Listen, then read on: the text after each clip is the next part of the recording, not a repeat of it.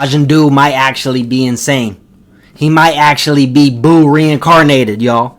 We might have another actual Buu on our hands. What up, everybody? It's showtime. We are here with another breakdown. Dragon Ball Daima, episode 11, legendary. Let's get right into it. So, real quick, I don't trust Neva. I don't trust him at all. I don't think anyone should.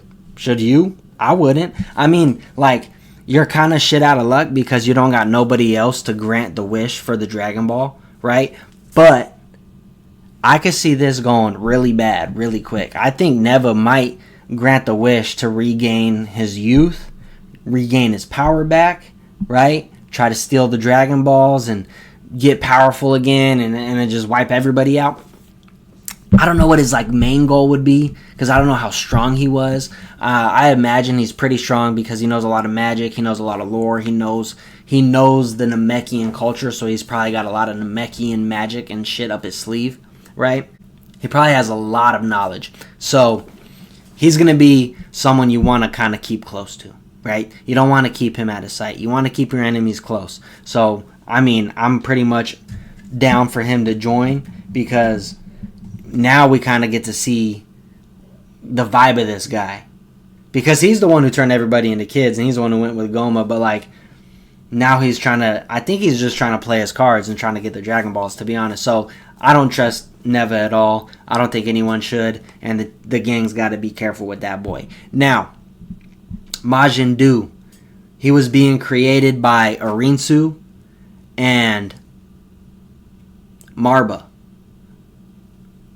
When they were making Majin Duu, Marba says, we're going to dig it a little deeper this time. We're going to plant it a little deeper than we did with Ku. We're probably going to do 10 centimeters. And then Arinsu was like, nah, let's do 20 if we're going to do that. Let's really make sure. So, I don't know why digging the seed or putting the seed deeper in whatever that evil mulch spell, whatever that is. Anyway, Duu gets created. Majin Duu. He comes up. I'm not a fan of either of these names, Majin Ku or Majin Duu, by the way. But he ends up coming up, getting sprouted out. And when he comes out, he straight up looks like a fat kid Buu. Like, straight up. He looks like a mini fat Buu. Like, straight up. And I like his... I think I like his design more than I like Ku's, for sure. Because he looks more like Buu. He's got the holes on his head. He's got the antenna and all. And he was like, I want chocolate. Give me chocolate. So now I'm really feeling that the Buu sample is working with him because Ku, he don't even got a smidge. I feel like he hasn't shown a smidge of Majin Buu at all. You know what I mean? Like, he's just all dummy Cyberman. So to see Majin Duu have at least some of that Buu in him that got me really excited because that's really what I was expecting from Ku, you know? So Arinsu tells him, yo, we're about to do this, right? So let's go fight the Tamagami. So it cuts, boom, they jump in front of the Tamagami, they start fighting, and right away, just all comedy, right? Like, he's ducking, getting his head, low into Buu. Like, he's sucking his head into himself like Kid Buu used to do. So, this is just so right away, fight is dope. Majin Duu's doing a lot of Majin Buu-esque things, right? He's being really funny, he's bouncing, he starts bouncing. And he starts bouncing off of walls and shit when he's getting hit, just coming right back to the Tamagami, putting it on him. He's literally sinking his head into his body, right? Just like old Majin Buu style. So this is a super classic. I'm loving it right now. I really like Majin Duu in terms of what he's bringing to the table, fighting, and just how cool he is, his moveset, whatnot, right? And now there's moments... And so I had this thought that since Ku was going to be a part of that Buu sample, I thought, hey, well, shit, if he's part of Buu, he's probably going to be able to absorb people. He's probably going to be able to, regenerate and do stuff like that. And now I'm thinking, Ku's not going to be able to do that at all. But Majin Duu, though, he's literally Buu, so he could probably absorb. He might absorb the Tamagami. He might be the one to absorb the Tamagami or something. Or he might, be able to, regenerate, explode himself, stuff like that.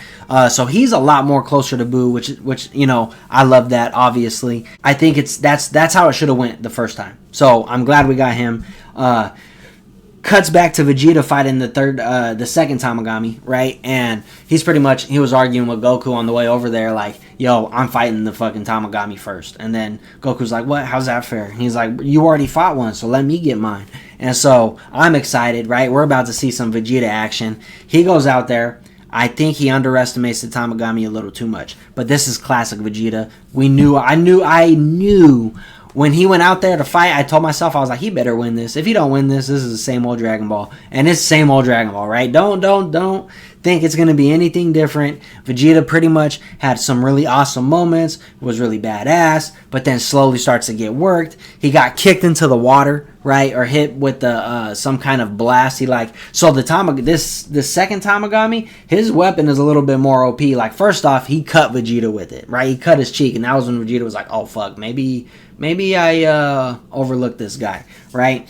And after he cuts his cheek, it does jump back to Duu and the first Tamagami fighting, and that's hilarious. Like, Duu pretty much tries to suffocate the Tamagami. He, like, wraps his whole body around him, tries to suffocate him, and then, he's getting bounced around. He doesn't know that he can do Ki Blast yet, right? So he looks at his hand. After ducking a punch again, he looks at his hand, and, like, a Ki energy ball starts, forming in his hand, and then he just blasts himself in the face, and he goes, ah, that hurt. Like, he's like, what the fuck? And then he looks at him, and he's like, and then he screams. So he's just like Kid Buu, because he'll scream, but he looks like Fat Buu. You know what I mean? I don't know, like Fat Buu scream, but he screams like Kid Buu, and he looks like Kid Buu. He's got the eyes too. Like, if you notice, they got the red eyes, the same red eyes. So he's way more like Buu than ever. And I know I'm gonna say that 10 more times just so you guys know. So it cuts back to Vegeta. He's pretty much really super defensive. The Tamagami does this, weapon strike, like I was saying earlier, that pretty much creates an energy blast, kind of like a different kind of like Trunks' weapon, right? Because Trunks can kind of like make Ki Blast, now in Super with his sword. So he does this big slash, does a big cross. It's like a fucking cross Kamehameha coming at Vegeta. Vegeta kind of blocks it, and then Homeboy comes up, boom, hits him into the ocean. Vegeta's in the ocean. While he's down there, he sees that big Kraken from the last episode coming up. Of course, we got to have something else come in to block Vegeta's shine, you know what I mean? So the Kraken's about to swallow him. Vegeta's like swimming away. I'm like, bro, fly away. You're Vegeta. Power up. Boom. Get out of there. Homeboy barely decides to do that before he's like literally about to get swallowed. So he, boom, flies out of there. Literally the moment he flies out of there, the Tamagami's like, there you are. Bow! Hits him right back into the ocean. Well, not even back into the ocean. It's even worse. Tamagami straight up just like, oh, I was looking for you. Gives him a, 4-piece. Knocks him literally into the Kraken's mouth as the Kraken comes up out of the water. Kraken swallows Vegeta. End of episode. Bruh. If this is how Vegeta goes out in his first appearance in the show, we gotta throw him away. We gotta throw the whole character away. Literally just can't talk about being the prince. You can't talk about Saiyan pride no more. Like, bro, if you get swallowed by this fucking dumbass Kraken right now, I swear to God. So the next episode, he better break out of that Kraken Super Saiyan. He better. If he don't, I'm throwing all my Vegeta shirts away. I'm throwing them away. I'm tossing them. Akira Toriyama hates Vegeta, and I hate that. And I think everybody hates that. Akira, we love you. Thank you so much for Dragon Ball and Dragon Ball Z. Thank you so much for Goku. But, bro, if we don't get a Vegeta dub, he might have the longest L streak of all time. He's like a fighter who just keeps losing, like a UFC fighter that just keeps getting knocked out and don't retire. You know what I mean? Like, bro, hang up the gloves. You're not going to be stronger than Goku. You're a good backup. You're a good fusion emergency. You're a good emergency fusion. You know what I mean? Like, but other than that, you just get fed the hands. You're a good warm-up round for the villain. You know what I mean? Like, come on, bro. Do something. Do something, Vegeta.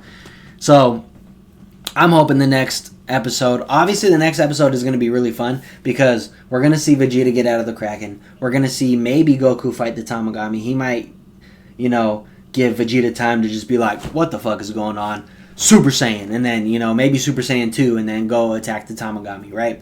So Goku's probably going to fight the Tamagami, maybe Piccolo. And then we're going to have Majin Duu. We're probably going to finish that fight with the first Tamagami, which he's probably going to win. Now, if he absorbs the Tamagami and becomes the Tamagami Duu, whatever, right?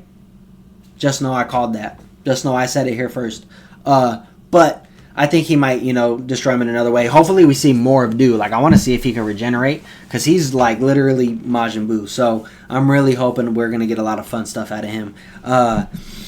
In terms of, like, where do I think Piccolo is going to be in the future, I think he's probably going to fight Neva if Neva does get his wish granted, right? I think Piccolo ascends, gets his first dub before Vegeta, and fights Neva, beats him, gets the Dragon Balls, learns the language somehow, some way. But at the same time, it's just like, there's so many, like, anyone could be the antagonist now. Like, I do think Goma's still going to be the big bad antagonist. Like, he has to. He has to be. Because even Arinsu was like, yo. It was either Arinsu or Marva was like, yo, like, Goma's not no slouch now. Like, don't forget that. So, and we don't know nothing about Degasu, right? He could be OP as fuck.